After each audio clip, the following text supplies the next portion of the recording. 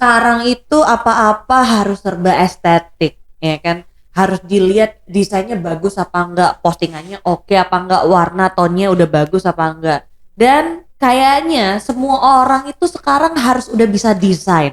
Bahkan tinggal berbayar aja di app gitu kan ya, desain udah jadi.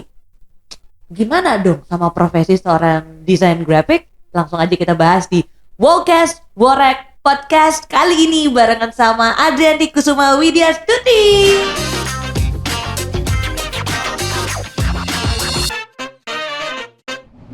Hai, apa kabar? Baik, kita panggilnya Mbak Ririn ya. Ya, Mbak Ririn, hai. desain team leader Ya, dari developer Tim. department ya, developer benar. timnya Worek Indonesia. Yo, tepuk tangan dulu dong.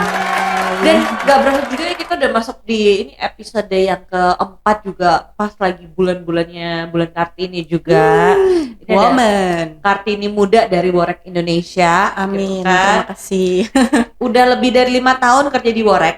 Udah jalan 8 tahun Jalan 8 tahun sebagai apa Mbak? as design team leader. Desain team leader ya. Iya. Dari dulu emang sampai sekarang di desain. Dari dulu sampai sekarang alhamdulillah jodohnya di desain. Ah, Soalnya aslinya emang bukan orang desain gitu. dulu bukan belajar desain gitu. Bukan. Oh, ya? Jadi kalau secara pendidikannya itu aku dulu lulusan D4 IT Oh. di PENS. Kok bisa kecemplung di sini? Gimana ceritanya nih? Emang kayaknya hobi terpendam itu di desain ya. Jadi emang dari kecil emang udah hubungannya tuh sama mading, sama desain dan lain-lain.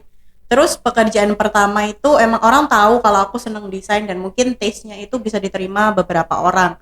Pas kerja awal itu aku kerja bareng sama teman-teman satu kampus. Oke. Dan aku dipercaya, oh kamu web designernya aja gitu. Jadi emang dari awal kecemplungnya udah web designer, as a designer. Atau memang kalau kita mau kerja di bidang developer tuh kayaknya harus bisa desain kayaknya. Menurut aku nggak harus bisa desain, yang penting punya taste ya, taste tentang desain. Apalagi kalau ada kaitannya tentang bikin website, tim front end lah, paling nggak harus punya taste desain. Jadi ngerti mana desain yang oke buat user, yang nggak bagus. Misalnya colornya nih terlalu norak gitu kan. Mungkin kalau misalnya bagi kita yang melihat sebagai programmernya gitu, oh ini sih baik-baik aja. Ya kalau yang user yang lihat Oh, oke. Gitu. Jadi memang nggak harus bisa desain banget, yang penting punya punya taste setidaknya taste-nya. kayak gitu. Oh, oke. Jadi inget website zaman dulu nggak sih? Iya. Kalau kita buka itu banyak banget kayak GIF-nya yang gerak-gerak. Iya, GIF-nya itu yang bisa ceting, cetung, Iya. cetang, cetung Terus gitu kan. biasanya ada suaranya bahkan. Terus warna-warni. Anak warnet banget ya. Asal nggak banyak iklannya ya, zaman dulu tuh banyak banget iklannya loh di website, lo perhatiin deh. Oke. Jadi itu juga salah satu tugasnya Mbak Ririn nggak sih? Untuk ngebikin website itu jadi lebih cantik. Iya sih, kalau saat ini itu salah satu tugas aku juga as UI UX designer. Oh, UI UX itu sama kayak web designer berarti? Ibaratnya gini, kalau web designer zaman dulu itu kita ditugasin untuk bikin website mulai dari desain sampai live websitenya jadi. Kalau sekarang itu kita terkhusus ya, jadi kayak di tim developer itu ada UI designernya sendiri, ada front end dev-nya sendiri, ada back end-nya sendiri. Jadi akan jauh lebih spesifik pekerjaannya dan pasti akan jauh lebih bagus hasilnya sih.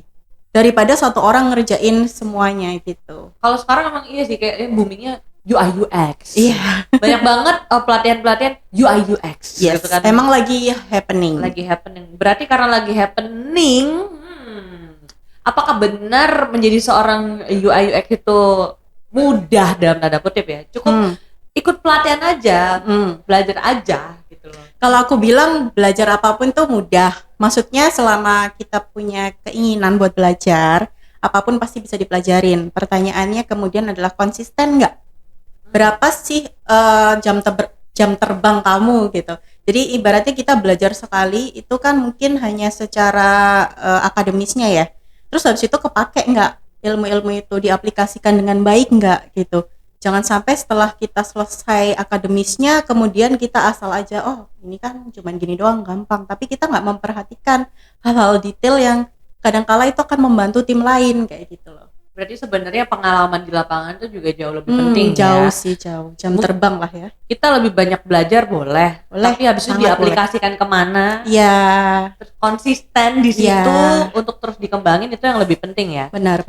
Tapi bedanya UI sama UX apa sih? Dadanya ngomong UI UX ya nggak ngerti mah. Oh, kirain udah paham, Mbak Diamond. Pura-pura nggak tahu. Oh, nggak terlihat, biar terlihat pintar gitu kan ya. Tapi pasti di sini juga semuanya masih awam sih apa itu UI UX designer. Kalau aku bisa secara singkatnya aja, kalau UI designer itu lebih ke user interface. Jadi apa yang kalian lihat website itu jadinya seperti apa. Nah, itu UI designer, hasilnya itu seperti itu. Kemudian kalau UX designer itu apa? Bagaimana user experience dalam menggunakan sebuah aplikasi. Oke. Jadi apakah aplikasi ini gampang dipakai? Misalnya nih mau cari tombol logout di aplikasi, kadang-kadang kan tersembunyi tuh di dalam profil atau apa. Nah, itu mudah ditemukan atau enggak sih gitu. Nah, itu tugasnya UX designer juga sih, menentukan hal-hal seperti itu, kerangka websitenya mau seperti apa, planningnya itu website mau seperti apa, fitur-fiturnya mau seperti apa.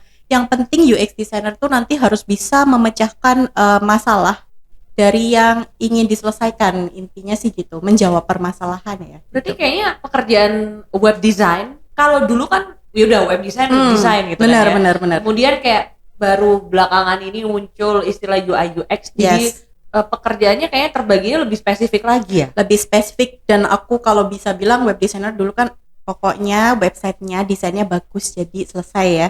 Kalau sekarang tuh kita berpatokan sama user centric. Jadi bagaimana user tuh nanti gampang pakai aplikasi ini atau enggak, mau pakai atau enggak. Kalau misalnya kita bisa bikin website selesai bisa. Terus kemudian jangka panjangnya dia mau pakai enggak? Itu pertanyaannya. Jadi cuman website ada aplikasi juga ya? Iya, maksud aku aplikasi itu banyak ya, ada aplikasi mobile, ada website, bahkan yang lain pun juga bisa dibikin UI UX-nya loh gitu. Misalnya tampilan gadget atau gimana, bisa gitu. Itu bisa masuk ranah UI UX juga. Oh, luas ya. Jadi Luas. nggak cuma sekedar app, tapi mungkin tampilan handphone. Misalnya kita punya smart TV gitu kan, smart TV ya kan. Mungkin kalau dulu nggak kepikiran ada desainer smart TV, kan kita harus menyesuaikan kan layoutnya seperti apa sih smart TV itu yang bisa diakses mudah oleh user gitu. Itu juga bisa menjadi pekerjaan UI designer saat ini gitu. Berarti makin kesini itu profesi banyak kan spesialis ya Mbak, daripada generalis ya? Lebih tepatnya spesialis, bahkan kalau bisa dibilang nih UX pun itu bisa dibagi lagi. Ada UX copywriter. Jadi banyak banget, itu masih bisa dispesifikkan lagi. Karena bikin copywriting sebuah aplikasi pun tidak mudah. Kayak misalnya nih kamu pakai, kita sebut ya, boleh nggak sebut merek nih? Nanti ditit gitu kan ya. Nah itu ibaratnya konten tuh kan nggak gampang ya untuk menarik minat user buat membaca, buat ngerti ini fitur ini untuk apa sih, ini tuh mau ngasih info apa sih. Nah itu dipikirkan dengan baik oleh para UX writer kadang-kadang itu. Makanya ada khususnya lagi gitu, zaman sekarang itu gitu kerjaannya. Mungkin kita bisa semuanya, tapi harus kembali lagi expertise-nya kita di apa. Betul. Wah, jadi makin tahu ya. Jadi yang tadinya mau belajar UI UX, jangan mundur dulu karena denger ini. Jangan. Maksud aku lebih ke ya udah pelajarin. Yang tadinya itu kan banyak nih sekarang kayak pelatihan UI UX, pelajarin dan coba aplikasikan gitu, karena yang akan menentukan itu adalah jam terbang sih. Nah kalau misalnya apa nih, work as a design team leader gitu kan ya, tektokannya itu sama siapa aja? Front end aja kah? Back end aja, atau memang kayak bekerja sendiri atau? Kalau aku bilang desain team leader, sebenarnya cakupanku nggak cuma UI UX design aja ya, tapi juga ada desain grafik. Jadi kadang-kadang kalau misalnya yang butuh tim sales atau marketing, aku tektokan sama mereka. Yang butuh misalnya tim GA terkait company, aku tektokan sama mereka. UI UX spesifiknya lebih sering sama tim front end, sama mungkin project manager yang butuh aplikasi kayak gitu sih. Terus juga kalau jadi desain tim leader tuh bertanggung jawabnya di apa aja sih Mbak? Khususnya di developer tim ya? Kalau kayak ini nggak sih aksesibilitas website atau app tuh apa juga termasuk tanggung jawabnya desain tim leader? Iya, kita pasti akan komunikasikan ya kalau misalnya dalam meeting project itu pasti akan ini kira-kira kalau misalnya fiturnya dibikin seperti A, user nih kira-kira gampang nggak ya, ngeh nggak ya. Kalau misalnya nggak ngeh, kita akan ganti lagi. Jadi kalau dari ranah UI UX kita mikirin sampai ke user sih, jadi nggak cuman sekedar desain, Nggak sekedar oh bagus estetik. ya nggak cuman estetikanya, tapi lebih ke bagaimana user tuh nyaman. Apalagi website itu diakses nggak boleh kelihatan lemot kan. Banyak Ada hal yang aturannya nggak sih dipikirin. berapa detik di apa-apa gitu ada? Iya, ada aturannya. Kadang-kadang kalau paling bagus optimalnya kita 3 detik itu website udah harus bisa buka gitu. Jangan sampai di atas 7 detik. Kayak bayangin kamu mau akses Wowret gitu. Kamu pengen order, orang awam pengen order server gitu. Terus diakses lebih dari 10 detik, yang tadinya itu kita googling, oh Wowret punya server, dibuka 10 detik. Ini websitenya lemot nggak? Jadi padahal cuman gara-gara sesuatu yang terjadi di website itu yang bikin websitenya lama, user bisa jadi nggak beli produk kita gitu. Jadi sepenting itu sih gitu. Sepenting itu dan jangan diremehin, jadi nggak bisa ngeremehin desain gitu doang. Iya. Itu sekarang belum tahu nih kalau misalnya taruh di website itu sesusah itu ya. Mungkin kita pengen kayak Bukan sesusah itu, tapi sering banyak banget. hal Banyak detail hal. yang kita harus pertimbangkan ya Oke. gitu.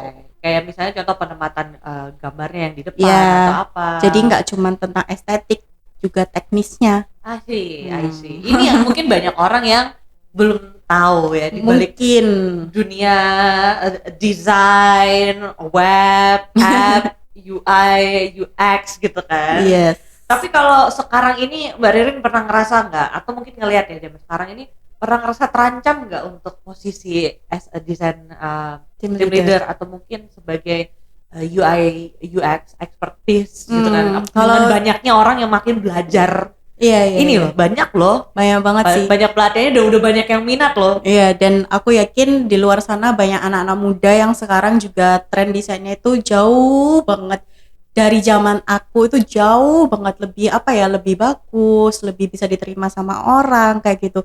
Nah, sebagai desain yang saat ini yang aku bisa pesenin adalah bukan hanya aku sebagai desain team leader, tapi kita sebagai desainer, kita harus mau terus belajar tren apa sih yang lagi berkembang saat ini. Kalau misalnya kita kapasitasnya hanya di satu titik, kembangkan gitu. Jadi kayak misalnya dulu mungkin aku spesifiknya desain grafis gitu ya, terus kebutuhan tim ini butuh nih untuk desain spesifik aplikasi. Jadi UI UX design nih butuh. Jadi aku belajar, aku menawarkan kayak boleh nggak aku belajar ini, ngembangin lah gitu. Jadi kita harus terus belajar sih. Dan mungkin bisa kasih tahu juga pesan buat teman-teman di rumah yang mau berkarir di bidang desain yang masuk dalam ranah developer ya, bukan cuma sekedar desain tapi masuk dalam ranah developer, UI UX dan teman-temannya itu, skill-skill apa aja yang harus kita persiapkan sekarang, dan mungkin tantangan-tantangannya ini yang harus bisa dihadapin apa aja.